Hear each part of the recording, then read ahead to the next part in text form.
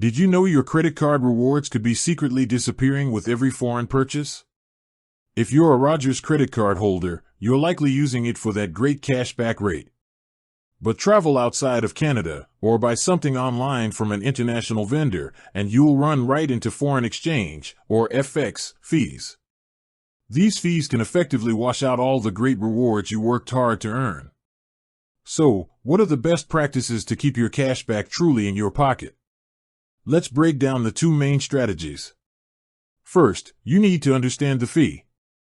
For most Rogers cards, foreign transactions, meaning any purchase in a currency other than Canadian dollars, are hit with a 2.5% FX fee on top of the currency conversion rate.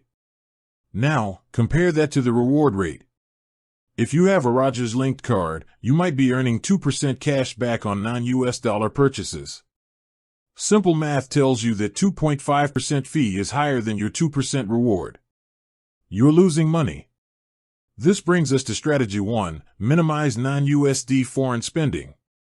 Unless you have the legacy Rogers Platinum card, your Rogers card is generally not the best choice for everyday purchases outside of the US. For trips to Europe, the UK, or any country not using the US dollar, you should choose a card that has zero foreign transaction fees. There are several great Canadian options for this, and the small effort of getting one is worth it to save 2.5% on every purchase. Strategy 2, maximize US dollar purchases. This is where the Rogers card shines. Rogers has a distinct feature on its cards, especially the World Elite, offering a higher rewards rate on US dollar purchases, often 3%. Since the FX fee remains at 2.5%, you're still coming out ahead by 0.5%.